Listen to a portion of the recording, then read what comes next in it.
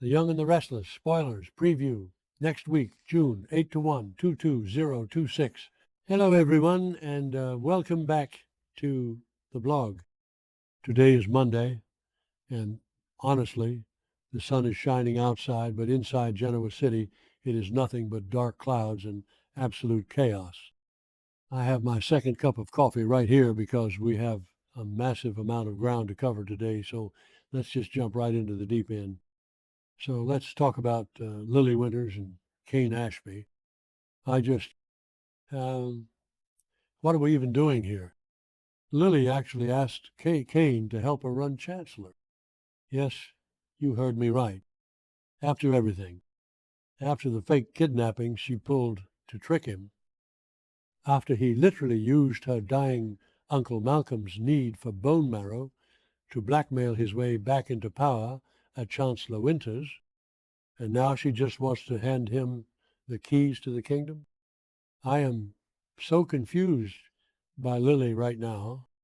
She is acting like a completely different person. But then again, maybe she just feels like she has no other choice. Or maybe she is just tempting fate because she is as stubborn as Devon. But seriously, asking Kane to step up and run the company with her, it feels like a massive step backward for her character.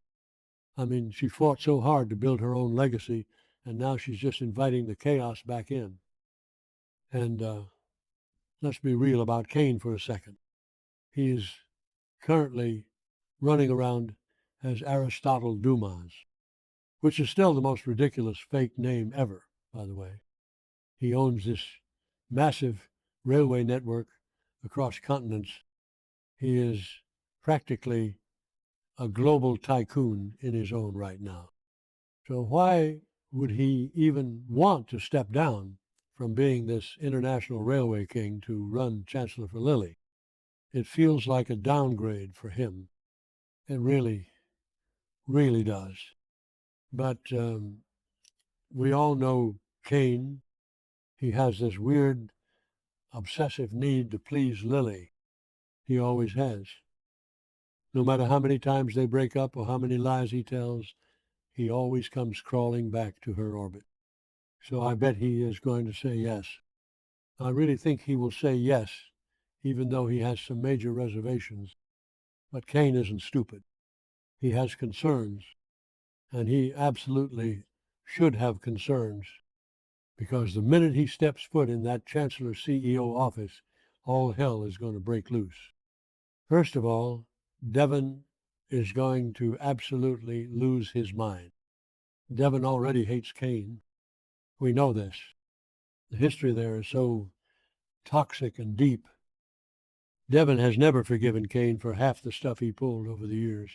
And now with the whole Malcolm bone marrow blackmail thing, Devon is going to see red. And then there is Billy Abbott. Oh, man, Billy. Billy wants to run Chancellor himself. He has been drooling over that executive chair for ages.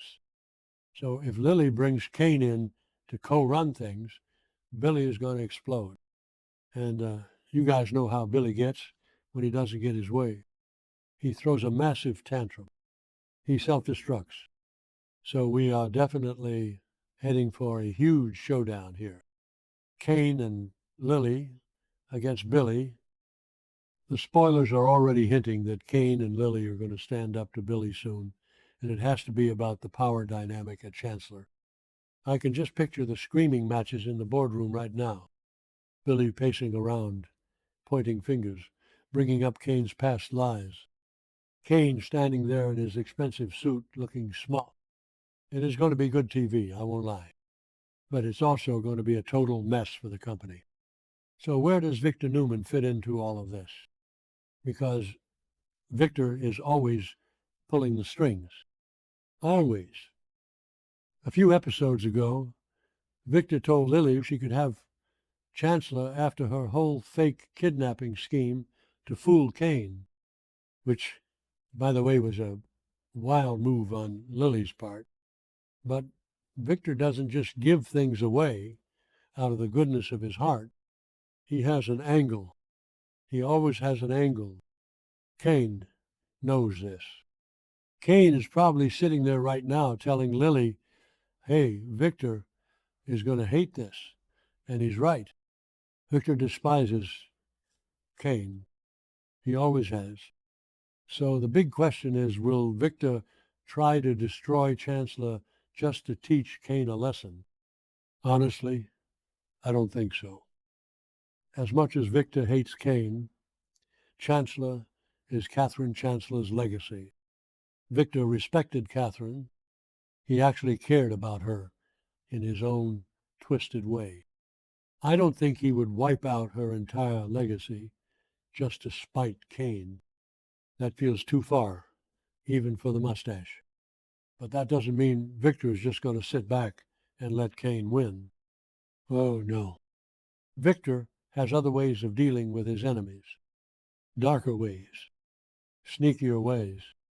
And this brings us to the craziest part of the whole week. Matt Clark. Yes, Matt Clark, the guy who has been faking amnesia and driving Nick crazy for weeks. Victor actually spared Matt's life. He let him live. Why? Because Victor never throws away a useful tool. And Matt Clark is a very dangerous, very useful tool. The spoilers for June 8 are saying that Matt is taking orders from Victor now. Matt is basically Victor's new errand boy, his hitman, whatever you want to call it. What were the writers thinking with this? Victor and Matt Clark teaming up? It is insane. But it also kind of makes perfect sense when you step back and look at it. Victor needs someone to do his dirty work, someone who is completely expendable and already hated by everyone. And Matt needs protection. If Matt is working for Victor, then Victor's keeping the cops away from him. Victor's keeping Nick away from him. It's a deal with the devil. But who is the devil in this scenario? Probably both of them, honestly. So who is Victor going to point his new attack dog at? Kane. It has to be Kane. If Victor wants to get Kane out of Chancellor without destroying the company itself, he just needs to remove Kane from the equation physically, or at least scare him so badly that he runs back to his railway empire and leaves Lily alone. I can totally see Matt Clark stalking Kane. Matt is vicious. He doesn't care about anyone. If Victor tells him to take Kane down, Matt will do it with a smile on his face. Just think about how messy this is going to get. Lily is trying to build this empire with Kane.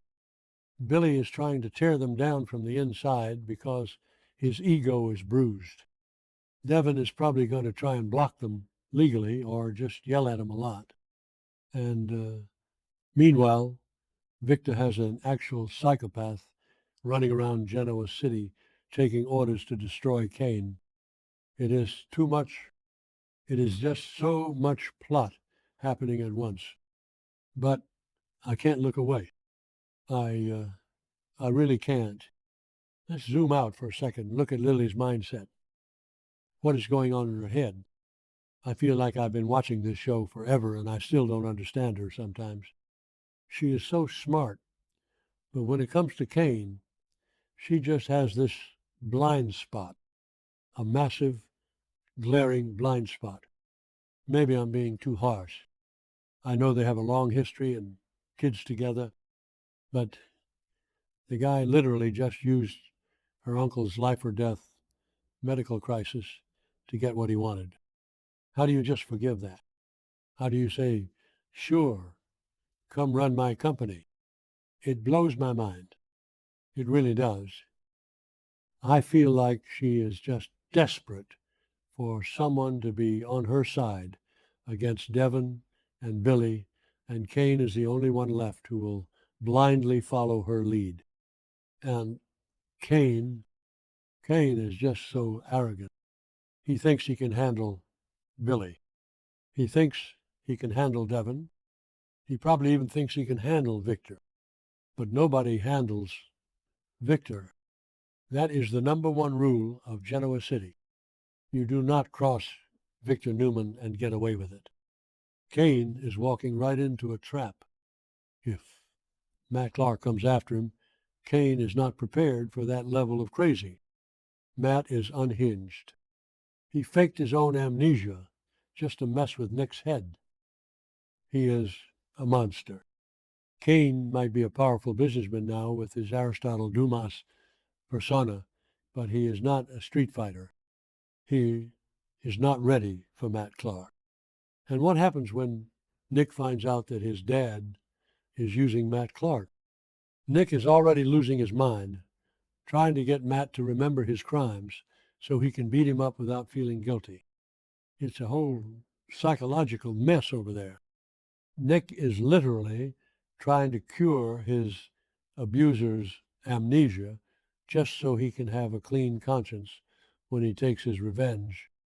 If Nick finds out Victor is protecting Matt and using him as a weapon against Kane, the Newman family is going to explode. Victoria will probably get involved and start yelling at everyone. Nikki is already being gaslit by Victor into thinking he's a saint, so she will probably just defend him and tell Nick to calm down. It's going to be a disaster. A loud, messy Newman family disaster. So, yeah, this week is going to be huge. Kane and Lily are playing with fire. They are challenging fate. They think they are the new power couple of the corporate world, but they are just painting a massive target on their own backs. I honestly don't know who is going to come out on top here. Probably Victor. It's always Victor. But watching Kane try to fight off Billy in the boardroom while dodging Matt Clark in the parking lot is going to be wild. I am just so tired of seeing these characters make the same mistakes over and over again. Lily trusting Kane, Billy throwing tantrums, Victor using criminals to do his bidding. It's like we are stuck in a loop, but that's why we watch, right? We love the mess. We love the chaos. And right now, Genoa City is the exact definition of chaos.